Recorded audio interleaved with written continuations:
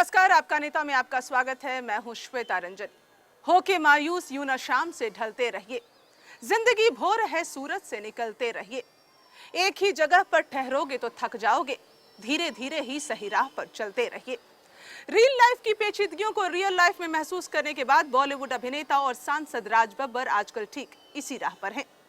कल तक वो जिस पार्टी के हीरो थे, आज उसी की खिलाफत के झंडा बरदार हैं।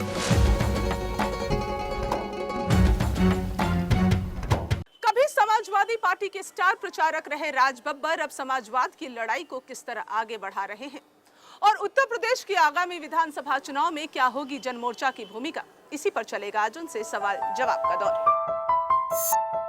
आगरा के सांसद राज बब्बर 1994 से 1999 तक राज्यसभा के सदस्य मनोनीत किए गए। वो गृह मंत्रालय समिति के सदस्य भी रहे। 1999 में वो आगरा से लोकसभा सदस्य निर्वाचित हुए। 2000 में वो रक्षा कमेटी के सदस्य बने। राज बब्बर पर्यावरण समिति के भी सदस्य रहे। 2004 में आगरा की जनता ने उन्हें दूसरी बार अपना नेता चुना। 2006 में वो वीपी सिंह की पार्टी जनमोर्चा के अध्यक्ष बने। सुर्खियों में रहना राज बब्बर का शगल है।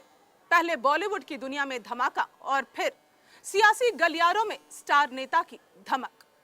समाजवाद के जिस बैनर तले राज बब्बर ने जन सेवा का संकल्प लिया, उनकी नजरों में अब वहां सिर्फ कुर्सी और पैसे की लड़ाई है। राज बब्बर अपने पुराने सियासी घर को नेस्तनाबूद करने का मंसूबा बना चुके हैं। राज बब्बर कभी मुलायम सिंह यादव के खास लोगों में शुमार थे। रैलियों में भीड़ जुटाने के नाम पर राज बब्बर स्टार प्रचारक का किरदार बखूबी निभाते रहे। लेकिन समाजवादी पार्टी में उन्हें अपनी अहमियत कम होती नजर आने लगी, या राज के अल्फाज में कहें तो उन्हें पार्टी में कॉरपोरेट कल्चर नजर आया और उन्होंने बगावत को अपना धर्म मान लिया। अब वो जन मोर्चा बनाकर मुक्ति संघर्ष की ठान चुके हैं। मुक्ति संग्राम यात्रा, मुक्ति किससे? मुलायम सिंह से, अमर सिंह से? ये नामों की कोई अहमियत नहीं होती। मतलब आपको मुलायम सिंह, अमर सिंह से कोई नफरत नहीं है? नफरत आदमी से हो ही जाती है जब सत्ता पर बैठकर उस सोच को जो है उसके तरीके से चलता है। तो मेरा सिर्फ यह है कि व्यक्तियों से मेरी कोई नफरत नहीं है। लेकिन फिर भी आप उनसे प्रदेश को मुक्ति तो दिलाना चाहते हैं? उनसे और उनके तरह के तमाम उन लोगों से जो आज बन चुके हैं और जिस तरह से आज उत्तर प्रदेश के अंदर जो है एक जंगल राज है। उत्तर प्रदेश को समाजवादी पार्टी से मुक्ति दिलाने की बात शिद्दत से कहने वाले राज बब्बर के पास भी मुलायम सिंह की सरकार के खिलाफ बदहाली और बिगड़ी कानून व्यवस्था का एजेंडा है। मगर उन्हें समाजवादी पार्टी की खामियां पहले क्यों नजर नहीं आई, इसे राज बब्बर अपने सियासी अंदाज में बयां करते हैं। उनका जो नारा है उत्तर प्रदेश बने उत्तम प्रदेश, वो आप बनाना चाहते हैं? समाजवादी पार्टी की सरकार में आज उत्तर प्रदेश जो है उचक्का प्रदेश बन चुका है। ये आप देख रहे हैं कानून व्यवस्था के नाम पर अपहरण एक बहुत बड़ा बिजनेस बन चुका है और उसके अंदर जो है बड़े बड़े नेता, बड़े बड़े पुलिस ऑफिसर इन्वॉल्व हैं।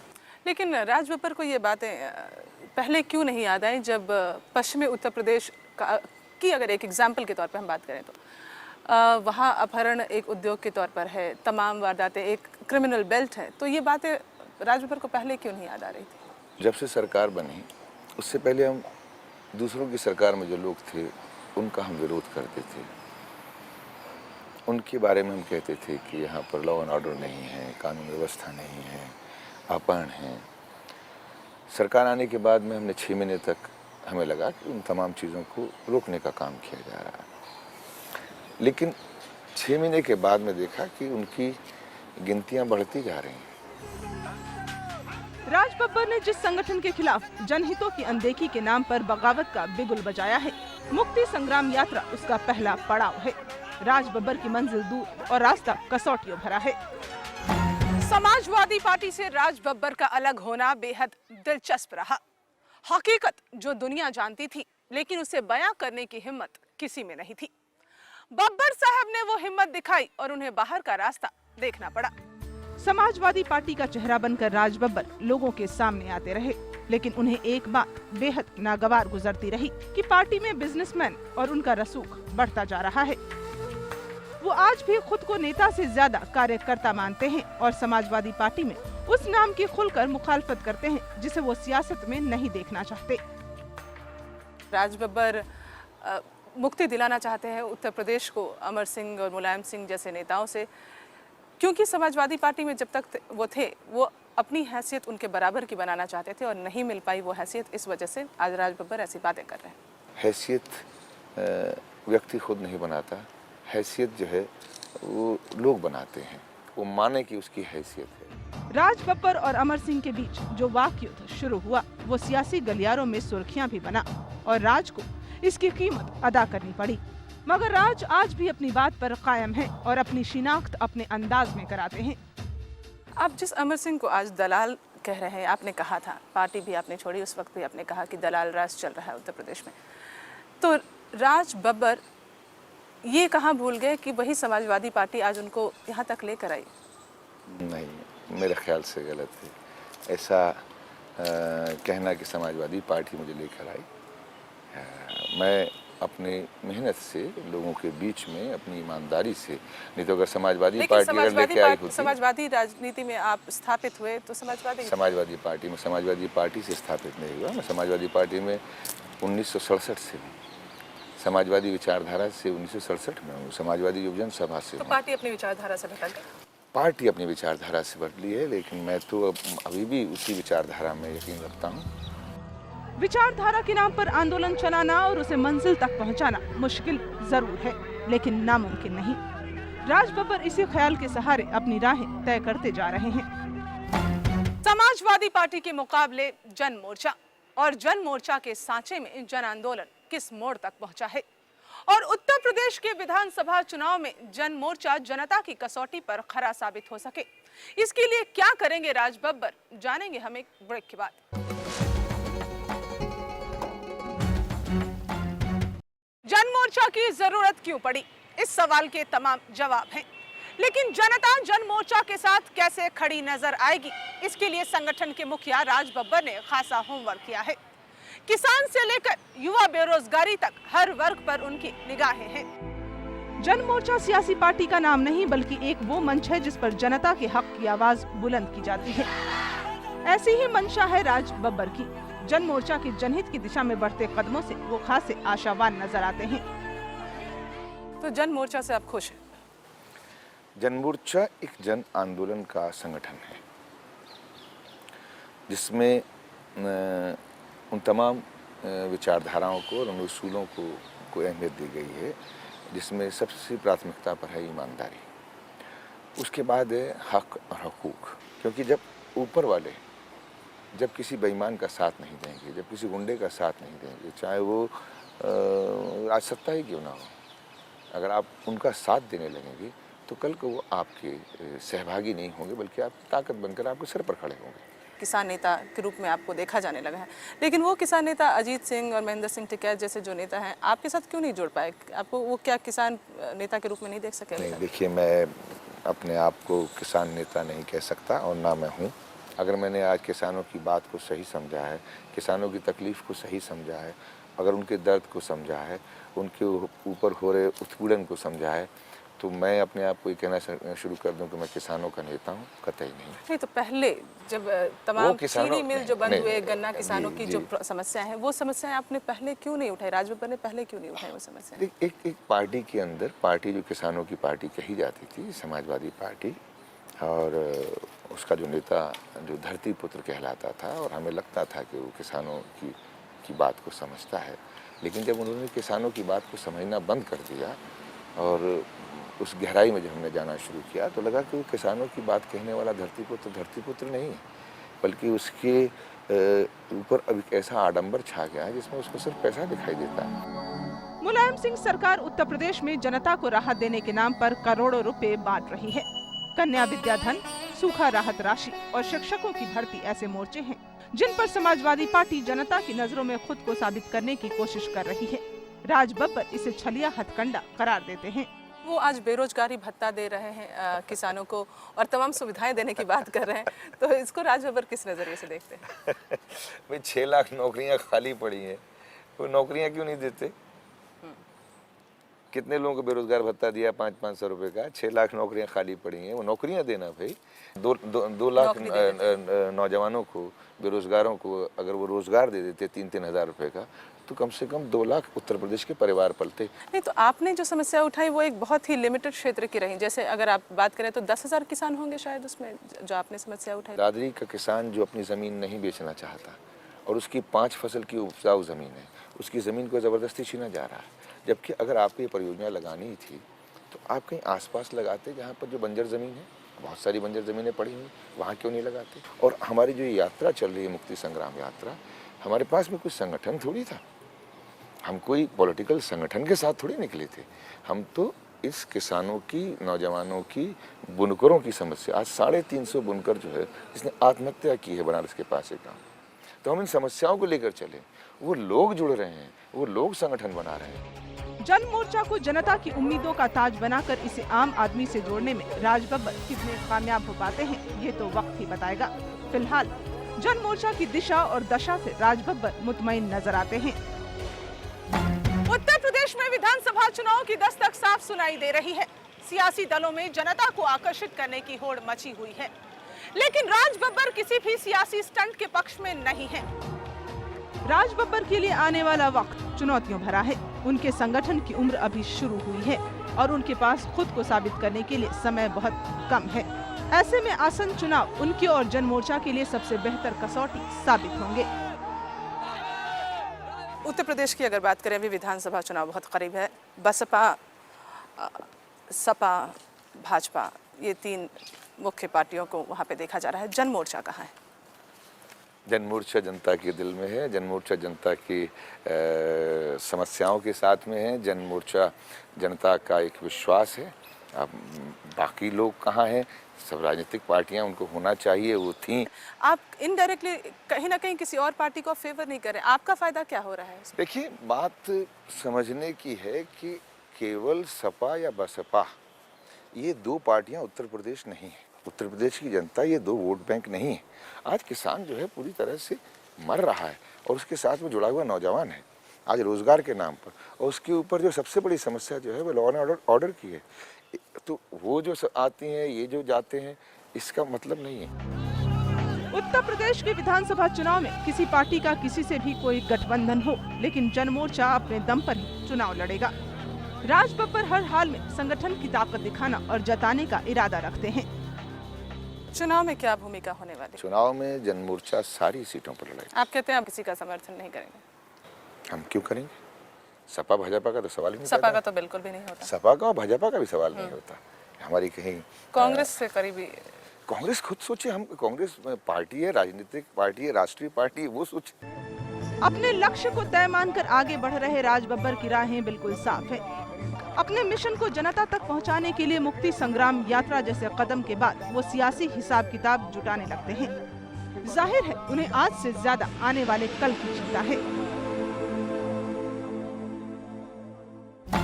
उत्तर प्रदेश के विधानसभा चुनाव में क्या जन मोर्चा किसी पार्टी का दामन थाम सकता है, और क्या है कांग्रेस से संगठन की करीबियों के मतलब, जानेंगे हम एक ब्रेक के बाद। उत्तर प्रदेश के विधानसभा चुनाव में जन मोर्चा का एजेंडा साफ है। कांग्रेस भी मुलायम सरकार को कानून व्यवस्था के मोर्चे पर घेरने की कोशिशें कर रही है। ऐसे में एक ही पार्टी के 2 सियासी दुश्मन दोस्त हो जाएं तो हैरानी नहीं होगी, मगर राज बब्बर इस मामले पर नफासत में यकीन करते हैं। उत्तर प्रदेश में समाजवादी पार्टी को सत्ता से दूर करने के लिए जन मोर्चा की कोशिशें अपनी राहें तय कर रही हैं। ऐसे में कांग्रेस के मुलायम सिंह पर हमले कांग्रेस और जन मोर्चा को करीब ला सकते हैं।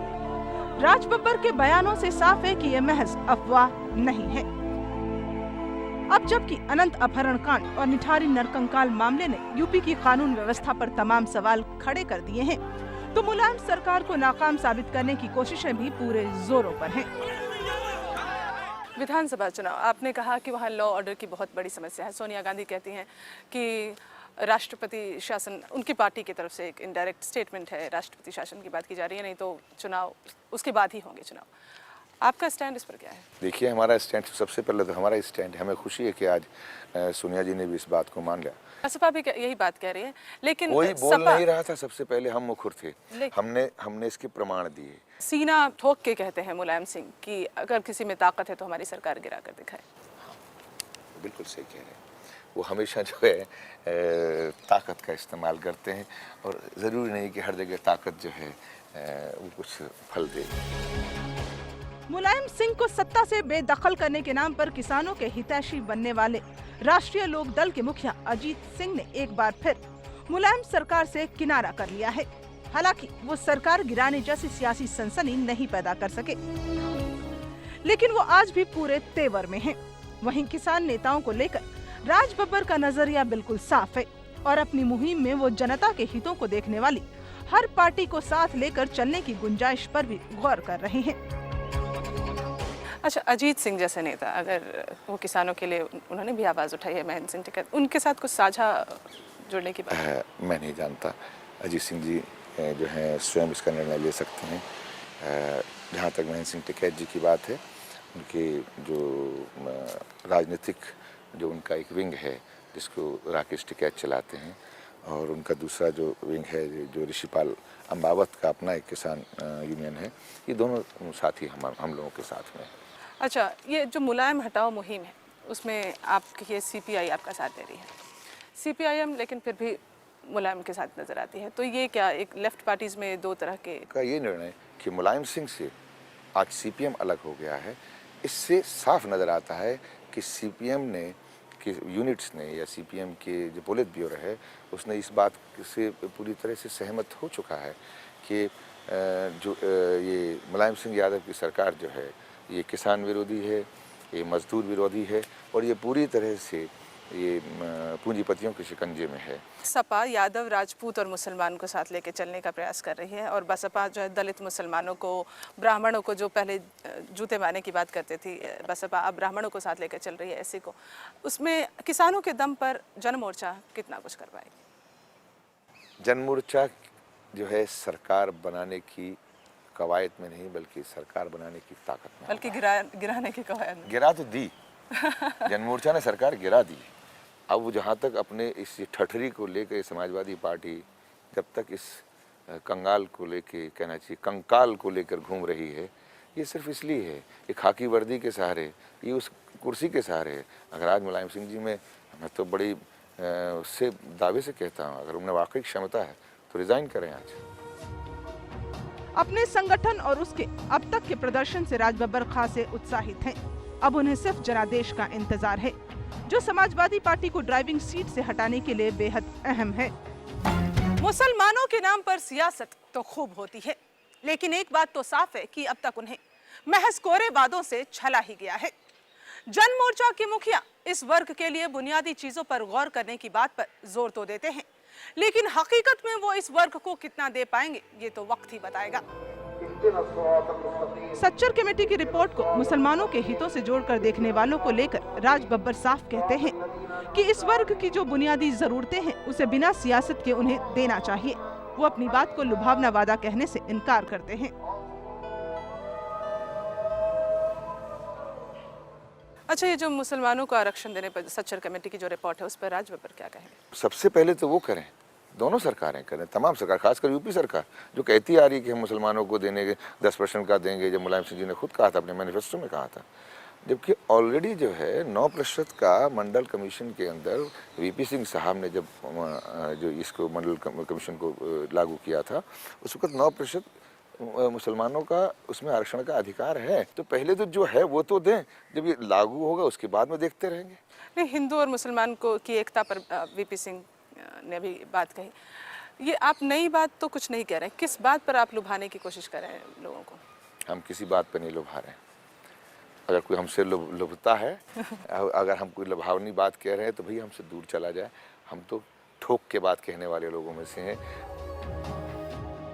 राज बब्बर मुंबई में बॉलीवुड से लेकर दिल्ली और यूपी की सियासत पर कैसे नजर रख पाते हैं और इन सब के बीच वो जनता को कितना समय दे पाते हैं, इन सवालों पर राज बब्बर मंझे हुए सियासी शख्स की तरह हर सवाल का बेहद सधे अंदाज में जवाब देते हैं। एक फिल्म अभिनेता होना कितना फायदा दे पाता है आपको एक सफल अभिनेता, राजनेता साबित करने में अपने आप को? तो जिन लोगों ने मुझे राज बब्बर की एक पहचान दी है तो तो अब इस वक्त अगर मैं सामाजिक क्षेत्र के अंदर आया हूँ तो ज़रूर उन्हीं लोगों की दी हुई पहचान जो राज बब्बर को मिली है, वही राज बब्बर उनके बीच में जा रहा है। सही होगा तब भी, गलत होगा सब भी वो अपने आप बताएगा। आगरा गई थी, लोग कहते हैं कि he doesn't have time because he is most of the time busy doing his films and all, because film doing also takes a lot of time. ये सही कह लोगों की शिकायत पर आप क्या कहेंगे? मैं लोगों की शिकायत उनसे जाके माफ़ी मांगता हूँ, एक ही बात कहता हूँ कि देखो मुझे अपनी रोज़ी खुद कमाने दो, बाकी कमीशन वाला काम मैं करूँगा नहीं। लोगों से यूं माफी मांगकर खुद को जनता के बीच का नेता कहने वाले राज बब्बर अपनी सियासी होशियारी तो बयां कर देते हैं, मगर अपने नए मिशन में वो कितने कामयाब होंगे ये बहुत जल्द तय हो जाएगा।